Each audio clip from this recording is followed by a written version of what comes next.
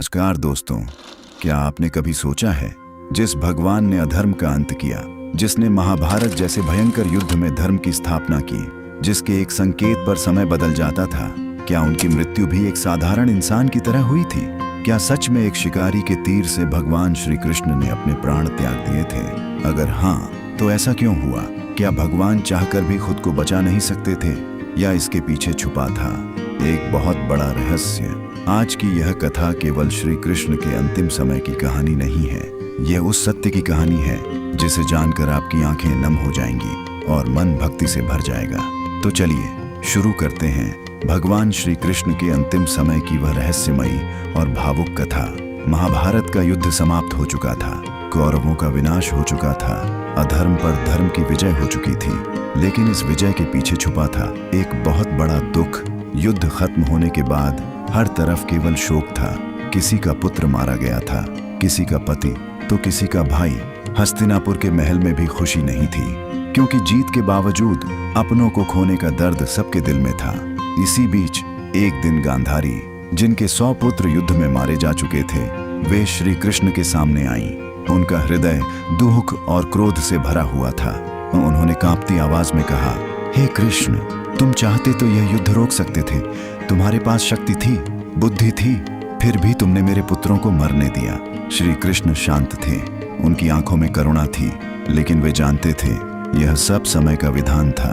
तभी दुख से भरी गांधारी ने श्री कृष्ण को श्राप दे दिया, जिस प्रकार मेरा वंश समाप्त हुआ है, उसी प्रकार एक दिन तुम्हारा यदुवंश भी समाप्त हो जाएगा और तुम भी अकेले असहाय अवस्था में अपना शरीर त्यागोगे। पूरा वातावरण शांत हो गया, लेकिन आश्चर्य की बात यह थी कि श्री कृष्ण मुस्कुराए। उन्होंने शांत स्वर में कहा, माता, जो होना निश्चित है वही होगा। दोस्तों, यह कोई साधारण श्राप नहीं था, बल्कि समय का संकेत था, क्योंकि पृथ्वी पर श्री कृष्ण का कार्य अब लगभग समाप्त हो चुका था। समय बीतता गया। द्वारका नगरी पहले की तरह समृद्ध थी, हर ओर सुख, वैभव और शक्ति थी, लेकिन धीरे धीरे यदुवंश के लोगों में अहंकार बढ़ने लगा। वे अपनी शक्ति पर घमंड करने लगे। एक दिन कुछ यदुवंशी युवकों ने मजाक में ऋषियों का अपमान कर दिया। उन्होंने एक युवक को स्त्री का रूप देकर ऋषियों से पूछा, बताइए, इसके गर्भ से पुत्र होगा या पुत्री? ऋषि सब समझ गए।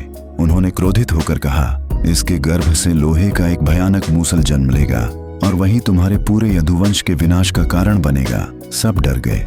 कुछ समय बाद सच में वैसा ही हुआ। एक लोहे का मूसल प्रकट हुआ।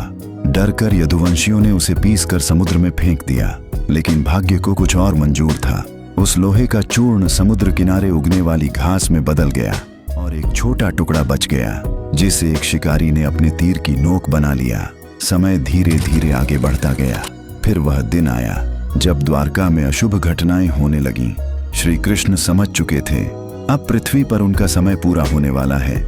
एक दिन यदुवंशियों के बीच भयंकर विवाद शुरू हो गया। जो लोग कभी साथ बैठते थे, अब एक दूसरे के खून के प्यासे बन गए। क्रोध इतना बढ़ गया कि उन्होंने समुद्र किनारे उगी वही घास उठाई, लेकिन जैसे ही उन्होंने उसे हाथ में लिया, वह घास लोहे के हथियार में बदल गई।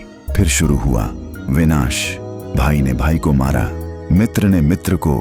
कुछ ही समय में पूरा यदुवंश समाप्त हो गया। द्वारका जैसे श्मशान में बदल गई। जब यह सब समाप्त हुआ, तब श्री कृष्ण अकेले थे। उनकी आंखों में दुख नहीं था, क्योंकि वे जानते थे जो जन्मा है उसका अंत निश्चित है। उन्होंने अपने बड़े भाई बलराम जी को देखा।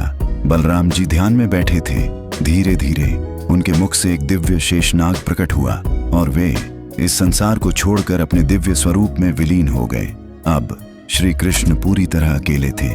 समुद्र के किनारे एक शांत वन में वे एक पीपल के पेड़ के नीचे जाकर बैठ गए। चारों ओर गहरी शांति थी। हवा धीरे धीरे बह रही थी।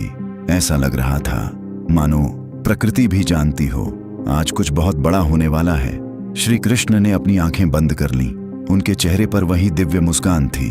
तभी एक शिकारी, जिसका नाम जरा था, वह जंगल में शिकार खोज रहा था। अचानक उसकी नजर दूर से श्री कृष्ण के चरणों पर पड़ी। उसे लगा किसी हिरण का चमकता हुआ हिस्सा है। उसने बिना सोचे अपने तीर को चलाया। तीर जाकर सीधे श्री कृष्ण के पैर में लगा। जैसे ही शिकारी पास पहुंचा, उसकी आंखें खुली की खुली रह गईं। उसके सामने कोई साधारण व्यक्ति नहीं, स्वयं भगवान श्री कृष्ण थे। शिकारी कांपने लगा। वह रोते हुए श्री कृष्ण के चरणों में गिर पड़ा। प्रभु, मुझसे बहुत बड़ा पाप हो गया, मुझे क्षमा कर दीजिए, मैंने आपको पहचाना नहीं। लेकिन दोस्तों, यहाँ जो हुआ वह सुनकर आपका दिल भर आएगा। श्री कृष्ण मुस्कुराए। उन्होंने प्रेम से कहा, डरो मत जरा, तुमने कोई पाप नहीं किया, यह सब पहले से निश्चित था। कहते हैं पिछले जन्म में यही जरा वानर राज बाली था। जब श्री राम ने छुपकर बाली को बाण मारा था, तब समय का चक्र पूरा करने के लिए इस जन्म में वही घटना दूसरी तरह से हुई। श्री कृष्ण ने शिकारी को क्षमा कर दिया। उन्होंने कहा, अब तुम चिंता मत करो, तुम्हें मोक्ष प्राप्त होगा। यह सुनकर शिकारी रोने लगा।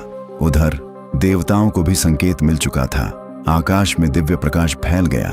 ऐसा कहा जाता है उस समय पूरा वातावरण अलौकिक हो गया था। देवता स्वर्ग से श्री कृष्ण का स्वागत करने आए थे। धीरे धीरे श्री कृष्ण ने अपनी आंखें बंद की और अपना मानव शरीर त्याग कर अपने दिव्य लोक को प्रस्थान कर गए। जैसे ही यह हुआ, धरती कांप उठी, समुद्र की लहरें तेज हो गईं और धीरे धीरे द्वारका नगरी भी समुद्र में समा गई। मानो एक युग समाप्त हो चुका था। लेकिन दोस्तों, क्या सच में भगवान श्री कृष्ण की मृत्यु हुई थी? नहीं, भगवान कभी मरते नहीं, वे केवल अपनी लीला समाप्त करते हैं। श्री कृष्ण आज भी जीवित हैं, हर उस दिल में जहाँ सच्चा प्रेम है, जहाँ भक्ति है, जहाँ धर्म है। इसीलिए कहा जाता है, जब जब धर्म की हानि होगी, तब तब भगवान किसी न किसी रूप में अवश्य आएंगे। तो दोस्तों, अगर आप भी भगवान श्री कृष्ण को सच्चे मन से मानते हैं तो कमेंट में जरूर लिखिए। राधे राधे और सब्सक्राइब करना ना भूले। धन्यवाद।